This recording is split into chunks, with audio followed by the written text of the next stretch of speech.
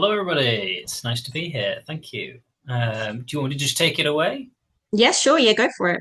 Nice one. Thank you. So I'll start off just with a bit of a context page. I know we've got a bit of time and a lot of things to get through. So first of all, we're going to look at the MetaHuman creator, which is how you will go about creating a MetaHuman.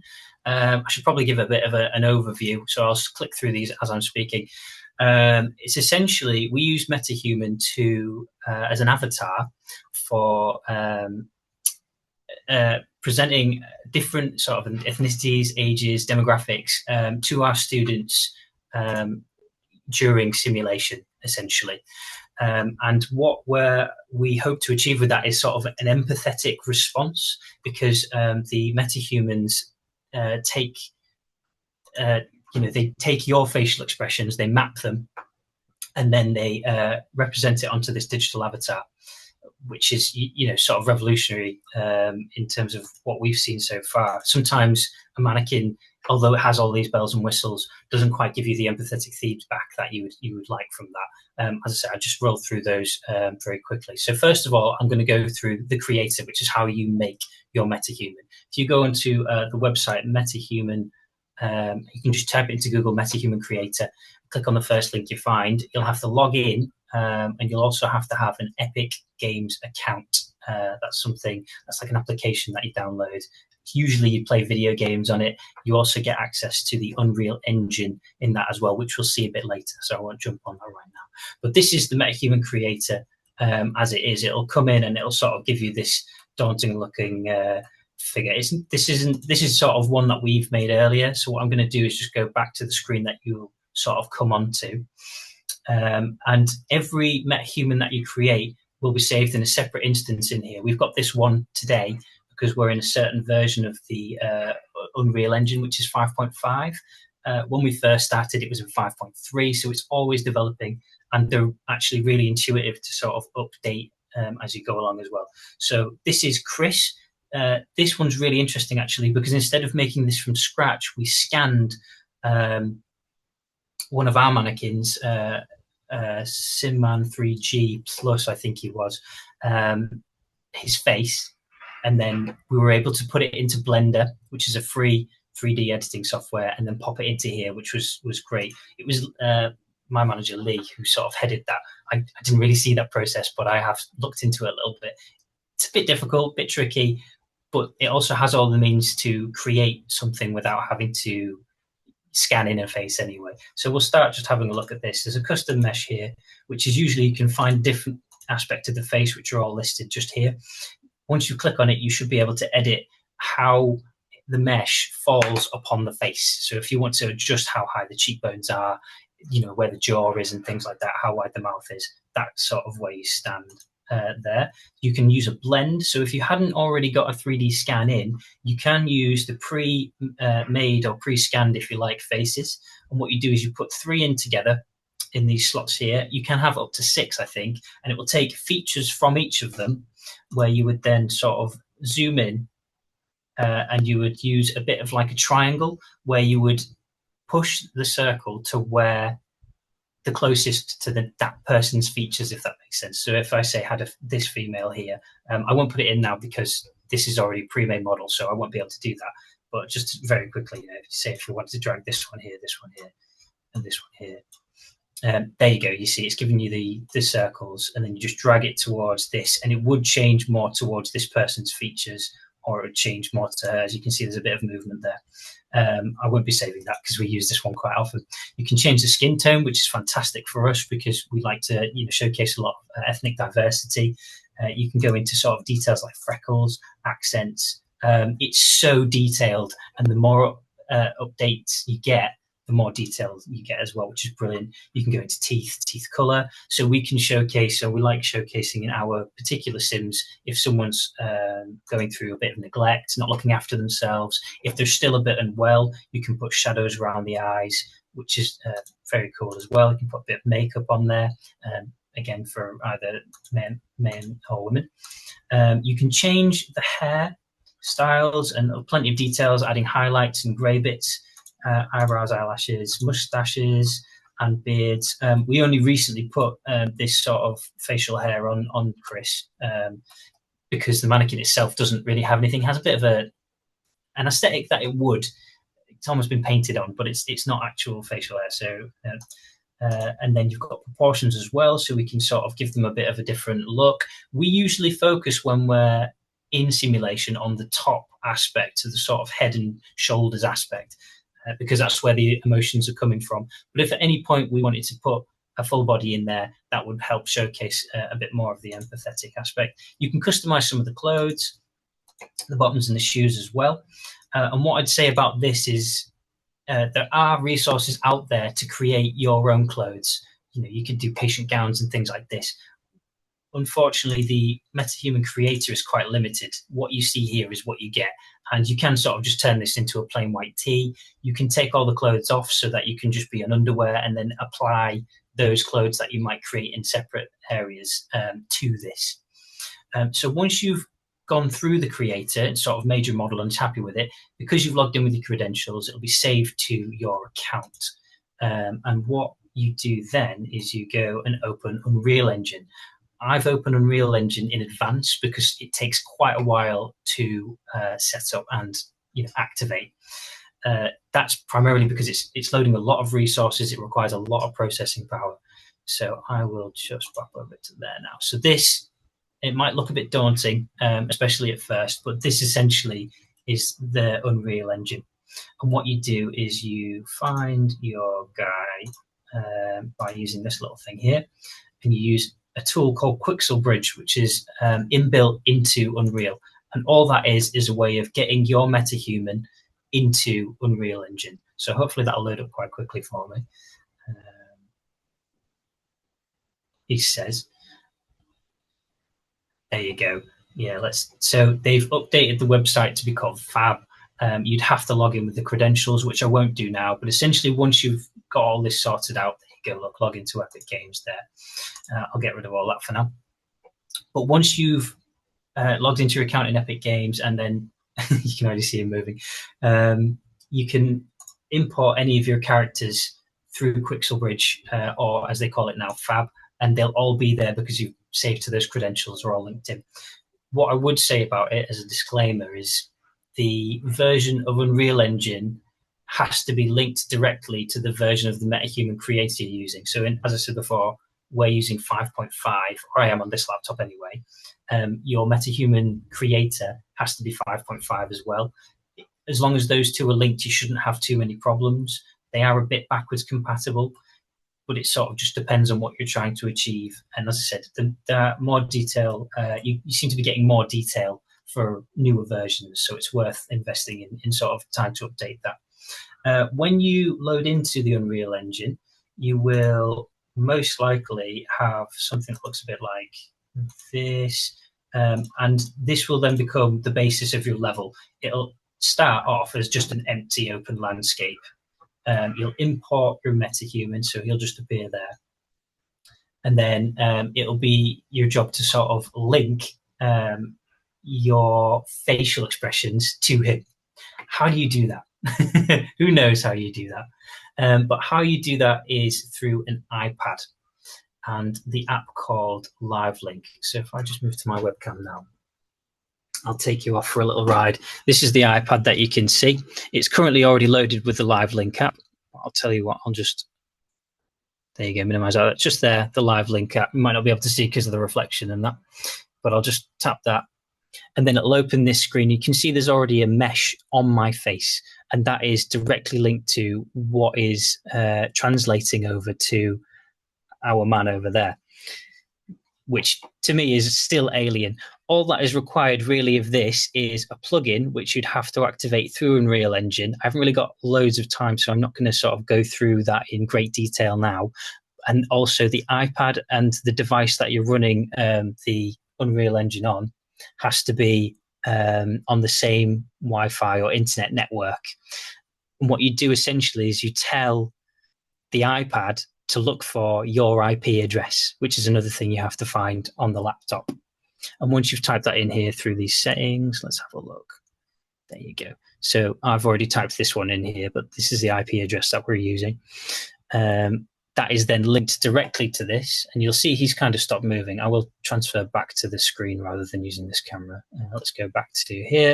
And if I click on this little dark bit down there, you can hopefully see that his face is moving. If I zoom in a little bit as well, you can see that his mouth is moving in time with mine. And what we do after we've got the MetaHuman set up with this live link is we set up a camera, which we've called the Cine Camera Actor. It's like an asset, if you like, in the Unreal Engine. So it's pre-inbuilt, and all you have to do is pop it there. Let's see if we can find it now. Sometimes I get a bit lost. There you go. So if you click on this bit, the same place where we found the Quixel Bridge, pop down to, he says, is it in here? Cinematic. There you go. Cinematic, and you do Cine Camera Actor. There you go. So once I click that, this camera will appear, and you'll sort of be like, well, that's a big clunky thing, but how do I look through it? And it's really handy. As soon as you put a camera in there, you can go up here to the left and just click on Cine Camera Actor, and there he is. So it's a great little view there. What we then do is a few extra steps. We use something called the Open Broadcasting Software, I think it's called. It's OBS. It's completely free online, and I'm currently using it to showcase this, so I can't unfortunately show you that to you. But at some point, if you just want to go and search it, as I say, it's free.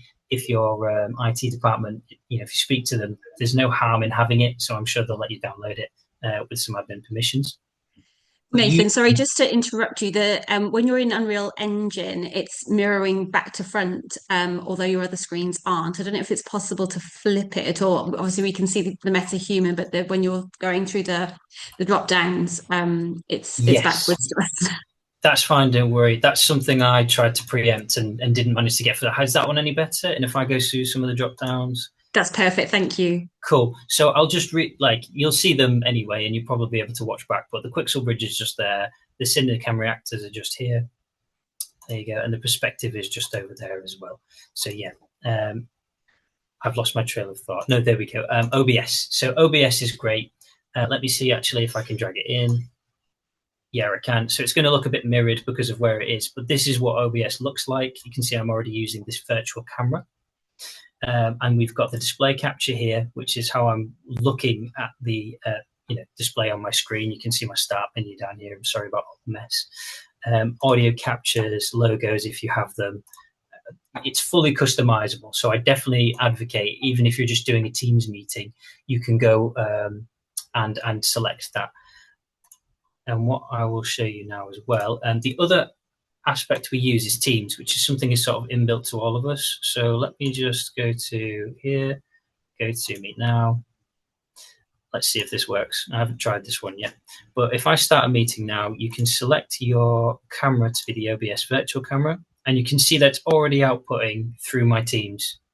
It might be a bit clunky as it stands. Let me just get rid of that as well. Start that meeting.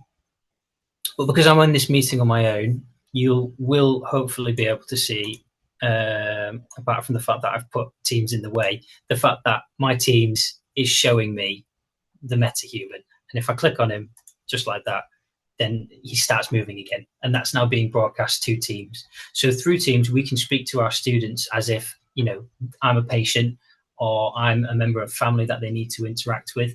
We've found that the students really greatly interact with the MetaHumans, mainly because, you can sort of look a bit sad or, depressed. You can sort of be evasive by not looking directly at the camera or at them.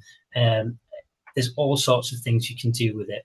One thing that we haven't put into practice as yet, but we're hoping to, is the passage of time measured through MetaHumans. So we could have 3 different of the same MetaHuman and then have various sort of standings of, they were in hospital, this is how they looked. Then after hospital, did they take your advice? Did they take the medication? Did they do their daily exercises? How would they look after that? Are they thinner? Are they a bit fuller of face? Do they look happier and healthier? And then we do an alternate version where they're perhaps not as well taken care of. And that shows in the environment that they can be in. You can see here, this is just a mountain range in the background. But we can put a living environment in there. I'm not going to do it just now because it'll probably take about 10 minutes for it to load up, and I waste a lot of time doing that. But it's a really useful tool to have. And what I was going to do as well is just sort of tell you some of the specifications of the kit that we're using. I've mentioned that you'll need a laptop to sort of run Unreal Engine. You need an iPad in order to broadcast your own face to the MetaHuman. And then, so I think I've just got a bit more of a detailed requirement thing that I can put on here as well. Hopefully that's the right way around. Oh, hang on. Let me try this again. Yeah, that one, and then that one. There we go. There you go. Right. So as you can see, I'm running it off a laptop at the minute. My laptop is actually a bit underneath the specs that are listed there.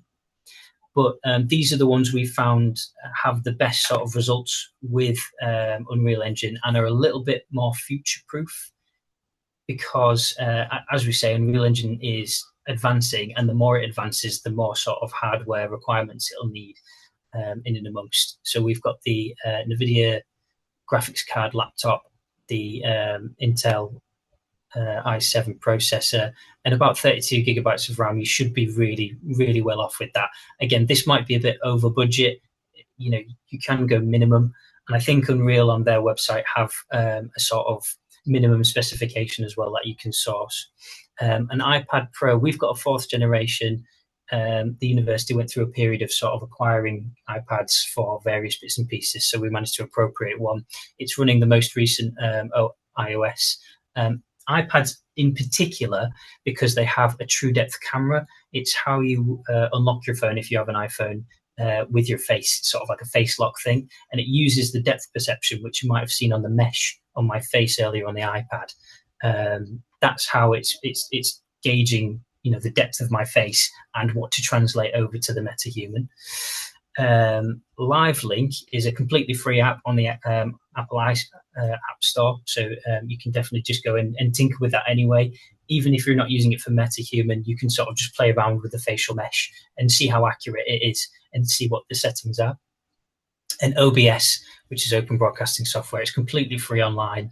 And I think it's essentially a technician's best friend if you're going to do any sort of, you know, video presentation or anything like that. It just means you can transfer between things quite easily and quite quickly, like I'm doing now. I'll just showcase this, you know, the tablet again with the face mesh on.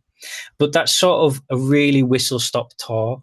There is, you know, sort of some fine details that you have to go through, and that's something that I'd probably look at if you know, anyone wanted to chat through it, sort of have a bit of a proper tutorial. We probably need more time than we currently have. But we've, over the course of time, managed to sort of perfect it. We have 3 kits that we can roll out at any time if somebody wants a MetaHuman. And that's 3 lots of laptops, 3 lots of iPads. And then again, when somebody comes to us with a request to create a MetaHuman, they can ask us to do that. But if you've already got an idea in your mind of what you want it to look like, we'll quite happily hand over a laptop, log in with our credentials, and you can create your own sort of MetaHuman, how you would like it to look. And then we can do the rest of putting it into. It's become the technician's role to sort of facilitate the MetaHuman. Some simulation technicians in particular might think this is quite an advanced thing. To us, it was advanced, but the more obviously you use it and integrate it, the easier it'll become. That's sort of the bulk of it. I imagine that you would have some questions. I've probably missed off a load of things, but if you want to quick fire through some bits and pieces.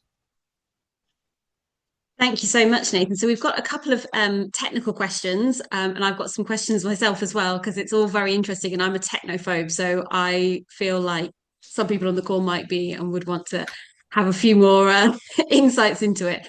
But Sarah's asked, what's the gaming account that you need to have to use MetaHumans? I know there's a few different pieces of software that you mentioned, but what are the key pieces of software that you need to have to run this successfully?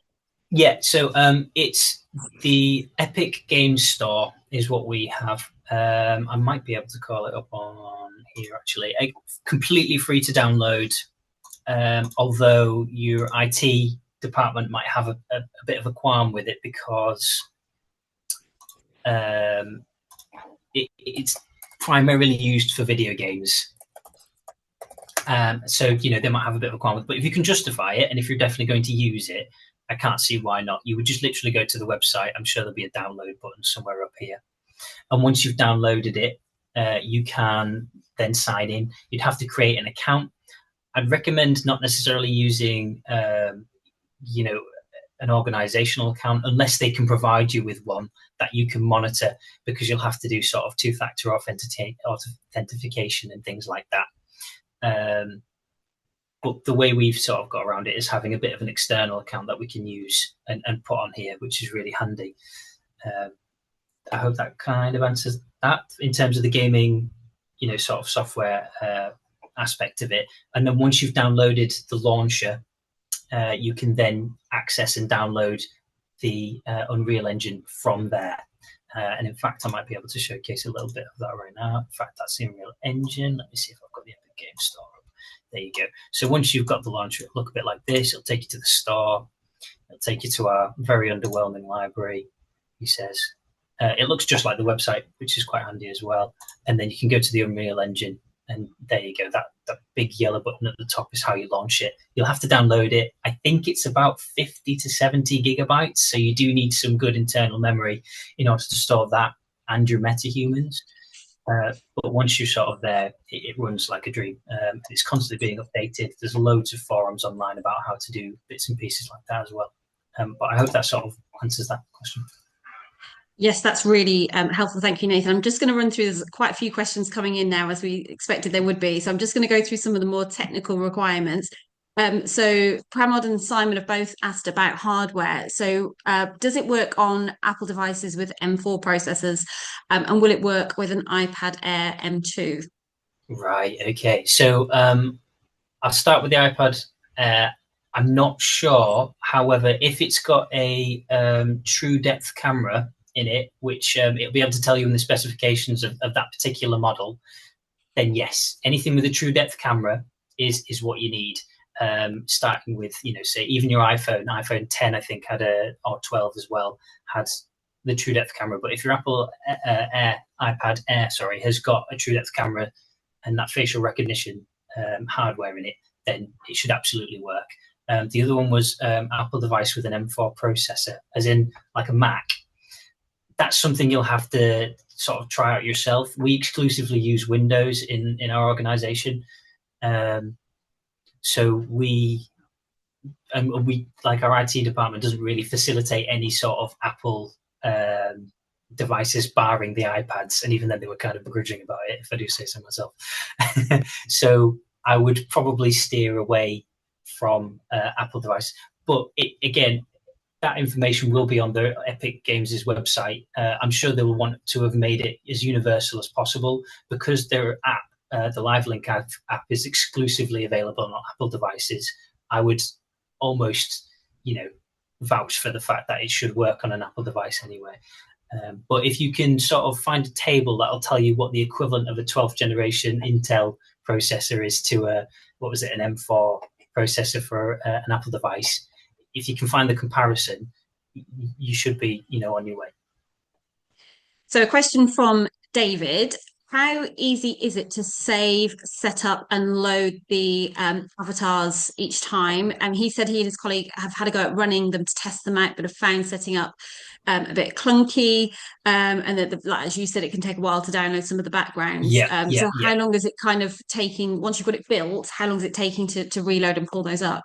Once we've got it built, I can open a project in a pinch within about 15 minutes. And that's if I'm accounting for, potentially an update on the laptop, an update in the software and things like that as well. We've got a fairly good internet connection here. But essentially, in fact, let me just close this down. Let me see if I can try and open it now. Don't save any of that. Let's go to the Epic Games. So if I launch the engine itself will take about 5 minutes to load up. And then from there, you can select the projects that you would have saved, which is, again, dead easy. You sort of go to File, Save All, just like you would in a Word document or anything like that. And once you've saved it, it'll save it as a level. And in the bottom left-hand side, when you open Unreal Engine project, it says Content Draw. Hopefully, by the time I've finished talking, you'll be able to see this is just loading up now. I started it when I said I was going to load it up. But yeah, the content drawer in the bottom left, you open it up, and what you will have saved is a level. And if you double click on that, it will load everything as it was found, or as it was saved even. So your MetaHumans will be in there. Any assets that you put behind them, including sort of, say you were doing a hospital environment, you've put 4 walls around them with a bed in there or something, that'll all be saved in exactly how you left it. And again, the main bulk of the loading is the engine itself. Once the engine is loaded, your project should sort of not pop into existence, but not take much longer than that. That's at 95%. Oh, it's hanging. There you go. So this is, there you go. I've got test 5, which is the one I was using. The more you have in your projects, this is something else we've found, the longer it'll take to load, which is sort of a given because you're trying to call more information. We've got projects with about 6 different MetaHumans in. We found that's kind of the limit. Things start getting a bit, as you say, clunky if you have anything more than that, or even just having those. But we like having them all in there because it means the session doesn't have to stop. So we can, load up more MetaHumans just for it to start again. We like having them. And then we give the lecturer the little, just a little bit of a tutorial and the perspective, being able to change different cameras associated with different MetaHumans. And then, they can just do it themselves, sort of thing. There you go, content drawer there. The level is there. You can see this is a completely open space. There's nothing in here. But yeah, your content drawer, double click your level. Oh, he says it'll take. But yeah, it's a bit of a gamble. Like it's definitely worth, as I think we should all be doing anyway, making sure that your software's up to date, your hardware's up to date, your computer's updated. Every time we shut these things down, we make sure that we've checked Windows Update to make sure there's nothing in it. There you go, straight up. And because I've already linked this avatar, if you like, if you'll see down here, if I can pull this up, if I can. There you go. Because I've already linked him to the iPad that I'm using and set up the live link face, he, as soon as I've opened the project, he's come back to life because my iPad's already set up too. So that's another thing you don't have to worry about when you load it up. You only have to set up the iPad with the avatar once. One thing we have found when we've loaded up is that sometimes if you've gone from a wired network to a wireless network or changed location, your IP address that is associated with your computer might have changed, and that means you'd have to change it on the iPad as well, because the iPad needs to know who he's trying to talk to send the information to in the first place. I hope that sort of answers your question. And then if not, if you need a bit more detail on that, we could probably talk about it a bit later or something, if you want to message me or anything. Just to draw people's attention to the chat, there's some of our attendees have put some really helpful links and some information about iPads that have got the facial depth technology that you said it's going to need. So have a look in there if you've got something specific about the different hardware that you want to use. I'll come to a few of the other questions that we've got. So Lisa would like to know, how are you using the avatars with the students, and do they enjoy using it? Are they getting quite a lot out of using the avatars? Yeah, cool. So that's a really good question. Every encounter that we've had with the students using the avatars, they found it very helpful. We went through a period of sort of doing some online clicky bits where they would have AI generated people. They're like still images where the AI would move the face and they'd talk in a bit of a robotic voice. What we found is that the students really associate with having a human to talk to, even if it's a human to talk to with a normal voice and who moves around in a sort of natural way as well. And as I said a bit before about the facial expressions, they really pick up on if you're trying to be evasive, or if you're, not being fully straightforward, if you're perhaps overly happy or anything like that. That's something they can pinpoint and ask you about. There's a lot to be said for the dialogue aspect, but they really do appreciate having, there's a lawnmower just happening outside, I hope you can hear that. There's a lot to be said for having that facial expression and that level of empathy that they can share as well. It completely changes the playing field, especially when you've sort of got CYP nurses involved. When you start putting sort of children's faces on your own and sort of voicing their concerns about things like neglect or their home life, there's a lot of empathy with there as well. I think there's been a couple of occasions when we first introduced MetaHuman where the students were a bit like, "Oh, what's this? This is a bit strange." But as you know, sort of, we're all seeing AI, this sort of technology, and these sorts of things are becoming a lot more commonplace. There are streamers on platforms like Twitch who are using full sort of computer-generated models instead of their own faces to interact with people. So I think it's becoming a bit more acceptable to be able to talk through an avatar, and people are still finding ways to engage with that quite well. So do you do any kind of pre-briefing with the students beforehand, particularly if it's their first time encountering the avatars? I think the facilitators do. Yeah, they sort of say, right, we're going to speak to somebody now. They sort of explain it almost as if they're a real person. We're saying we're going to go on a Teams call with them. And, you know, it's a real person, so you can ask them questions and they'll respond in real time and things like that. I think that's about as far as they go with it, because if you're prepared to speak to a real person, I think you're not too far away from being able to speak to an avatar who can respond again in real time and share those facial expressions. The core element that we started sort of looking at this for anyway was that subject matter, experts, the facilitators in our case, are the ones who have the most information. They know how they want the scenario to run and what key pieces of information they need to respond to if they get asked a question that's not necessarily on script, in air quotes. So this is a really good way to put their expertise behind, the face. And I'm sure somebody will ask about voice changing. We haven't really looked into any of that. That's kind of up to the person to put on a bit of a voice, depending on how they feel. But I know for a fact there's things out there, there's software out there that can do that. It's just about how you integrate it. And I think our process as it is quite refined. So adding more elements might make it a bit too complicated for potentially the level that facilitators are willing to work at. Sure. I hope that's the question. Yeah, definitely. And Leah, who I know you work with, has said that they do pre-briefing prior to simulation. And Leah's part of your faculty at Salford. Yeah. So Patrick's asked, have you looked into using MetaHumans with VR technology? No. Someone's asked the question to us, but I think a MetaHuman. I mean, VR's come a long way. We're currently sort of testing out some Meta Quest 3s, and I've sort of had a bit of a go on some programs on that, and the graphics quality is incredible. I don't know if they can keep up with this level of MetaHumans, you know what I mean? And we've definitely not explored putting MetaHumans into, say, a game engine or a scenario.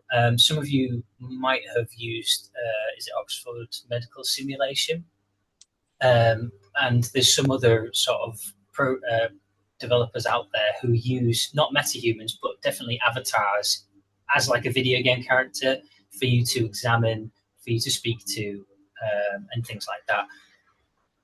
I don't think we're at a level, I don't think we're, the right people to be putting this into, say, a game or an app. What we do is sort of use the bare bones as you're seeing now, and broadcast it as is. So I guess the answer is no, we haven't looked into doing it in VR. It's probably possible, but it takes somebody with expertise in video game design, in that sort of field, in order to action that. For the time being, this kind of works for us, for our needs. But I look forward to the point where someone with an interest, a keen interest, and the expertise can do that. If we started muddling through it, I reckon it take us a lot longer, and we'd have a lot more of a struggle. But yeah, with MetaHumans, there's obviously almost two stages to this. You've got the creation stage, which I guess from your guys' point of view, that's a technician's job. You're creating the avatars based on what your faculty would like to have. But when you're using them live with the students, who is behind the mask? And how willing are people to be behind the mask and play out that role?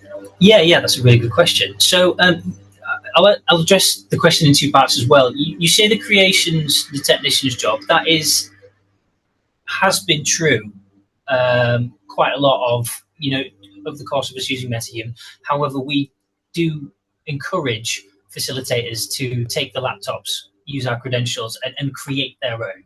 It's not a difficult process, and they, as has been proven, have a better idea of what they want than them just telling us. We've had it in the past where people have sent photographs, AI-generated photographs, or photographs of people they'd like to emulate. It's quite difficult to do that. So what we would do, or would prefer, I think, is something along the lines of send us a brief of someone that you would like to see. Give us as much detail as you like. I'd like them to have curly hair, dark skin, brown eyes, or say they're an age and a certain ethnicity, and we can just churn something out. But the more specific you are, the more like something you want it to be, the more difficult it becomes. We've tried facial scanning a real life person to try and put onto the MetaHuman. And it just did not turn out quite as we'd hoped. We were doing the scan on a phone, so that might be part of it. I know there's an actual scanning facility you can go to and sort out as well. But Chris, who, as I mentioned before, is a mannequin, he's sort of the best we got out of a scan from a phone. It's a bit of a tricky one, but yeah, if anyone can create them is essentially the first part of the question. The second part is people are actually a bit more happy to be behind a mask. And I think that was sort of the intention as well, because students don't necessarily buy into simulation if it's just a lecturer putting on a voice, hiding behind a curtain or something like that. They know full well that's Cliff from policing, or, Betty from whoever. And it's sort of a bit of a giggle. Simulation's supposed to be as true to form as possible. So if we put that person, and they change the voice a little bit, behind a completely different face, it seemed to get a lot more buy-in, from students. That can be a technician. Technicians are quite happy to voice and control mannequins, so there's no reason why we wouldn't voice and necessarily control the MetaHuman as well. I hope that sort of answers the question. I don't know if I missed a bit off. Yeah, no, that's great. Thank you. This might be our last question, unless any more pop up in the chat. Lisa has asked, what about body language? What can you do? Like, can you have a patient pacing around, acting aggressively? What kind of things can you do in terms of body language? Okay, so when we were at SimTech Live, I think I might have showcased, there's a picture of me sort of with devil on, rock on hands. That was me, I think, showcasing the mocap software we were testing out, and the mocap software itself is good, and it goes down to collecting information on digits of fingers, which is really cool, but it's still a bit clunky. If we put it in front of a student, it might not. I think it would encourage laughter rather than a serious discussion. It is possible to have the body language aspect as well. They can fold their arms, you can sort of not necessarily you can't necessarily pick things up, but you can sort of crack your knuckles or like bash into yourself and things like that. We can't have them pacing around, excuse me. They are sort of static. You'll notice that even though it may look like I'm breathing as well, this is how good the animation is. But normally when we import a MetaHuman straight away, they're in a T-pose and they're just static. They're very still. It's a bit discombobulating, because normally people just naturally move even when they're breathing. So what we did is we found that you can use inbuilt animations that are in Unreal Engine to make them breathe, and that motion itself, as you're seeing, is sort of shoulders rise and fall, is enough at the minute. At some point in the future, somebody might request hand movement. Again, because we've tested this mocap software, it's not really taken off because it's just not there yet.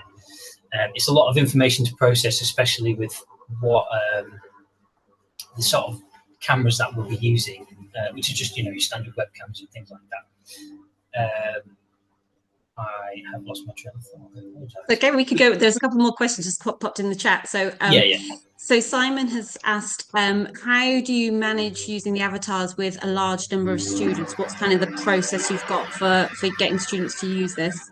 Okay, cool. So we exclusively use it with what I would consider to be a large group of students. Usually it's a group of 30 students, and they'll be in a scenario where they would speak as a group directly to the avatar, asking questions around, why they're in hospital, how they're feeling at home, and things like that. It'll be a group questionnaire, and even though normally you would have that as a one-on-one interaction with the patient and it'll be confidential, essentially you're doing a one-on-one, but the one that you're talking to is 30 students, which are also bolstered and helped by the facilitator who's in the room as well.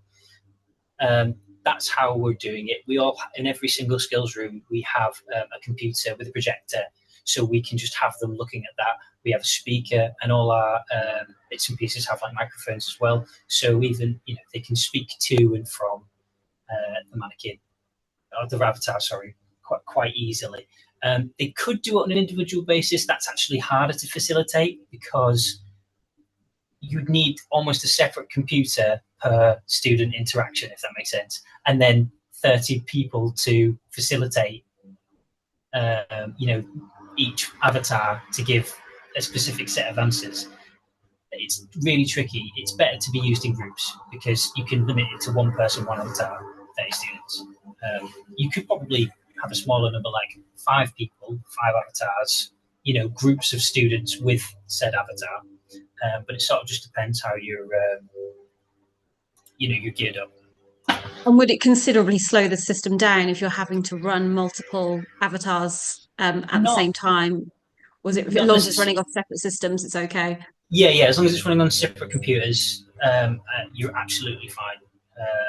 It's only as much as one computer can handle at a time. So, one avatar is fine. But if you were running, as I might have mentioned before, 6 avatars on one computer at the same time, that would be really challenging, and the computer wouldn't like that at all. Sure. So we've just got one more question. It's just going back to what you mentioned just earlier on, because I did notice myself that the breathing is that really realistic element, because like you say, humans aren't just statically posed with just their mouths moving. So David's just asked, how did you load the inbuilt animations for breathing? Is that part of the software? Yeah. So the newer versions of Unreal in particular are where you should go. I think it's 5.5 or 4 onwards. Essentially, when you go into the content drawer, I'll do this really quickly. I'll try to. You can add a feature or content pack using add here. And what you do is you load in third-person content pack. You just add it to projects. I've already added it, so I'm not going to do it now. And what that'll do is give you a load of folders. I think under, there you go, third person down here. It'll give you blueprints, inputs. If you navigate around those, you can find some inbuilt animations. This breathing animation that you're looking at is actually the same one they use in Fortnite. It's a very standard and basic. I think there is a library online, an Adobe library of animations you can pilfer for free, or if your organization is signed up to Adobe. So there's other places you can look to have them as well with a bit of research. But the way we did it is you find the one you want, you sort of resave it, and then you can retarget it, which is just there. And then it's a bit of a process, but you need to tell it what you want to retarget to. So you can see this is sort of my avatar's arms and legs and stuff. So you find him, which I think is here. Yeah, you see that body match up. And then you'll find the, just in this list, you'll find the idle pose that you want to find. You can search it and stuff like that as well. But again, I've already done it, so I don't need to, but it's right there. And then you will export the animation. And then you'll save it. And then from there, you can go into Chris as an entity, his blueprint. If it loads, I might have actually just crashed it, asking it to do too much. But it's just appeared elsewhere. So if I pop this down here, in and around here somewhere, I think in root or body or something like that, you will be able to apply, there you go, that animation blueprint. So you'll go animation mode, this is a bit too technical for this. You'd have to go into some detail here. And then you find the one you've saved, which is this. That's what you want to tell it to do. And then once you've sort of activated those two things, you press compile. It'll go from a yellow question mark to a green tick. And then once you click back on this and it's loaded up, will start just breathing nice and normal. It's a bit of a process, and it's very daunting if you haven't done anything like it before. But it took me a couple of YouTube videos and a couple of tries. The best thing you can do if you get it all together and you get it working is just to experiment, make a few projects that you can just absolutely mess around in, because you might need it later. One thing that's been asked of us, on a slightly different note, is creation of individual assets, things like lanyards, things like headscarves. You can download them, you can find them, but it's a bit of a trial. So someone suggested that we use Blender, the free 3D making software, to try and create our own. Again, we're not 3D designers, we're simulation technicians. That's kind of where it is. So the idea that we would then digress into 3D designing is crazy. But if you've got a keen interest, and your organization's willing to sort of invest the time in you learning that skill, I absolutely advocate doing it. When we had one of our guys at the university show us the initial how to set the MetaHuman, he sort of said, Unreal Engine and everything about it, 3D design and stuff, is going to be the future. Like, you're future-proofing yourself if you learn the skill. I haven't got around to that yet. we're a bit too busy, but that's not to say it's not on the agenda somewhere. As it stands, I'm quite happy that we haven't been asked to, because it looks like it would be a mammoth of work, and essentially a whole new qualification. People have whole qualifications, degrees dedicated to this, so it almost doesn't seem fair to ask us to do it just on the fly. Sure.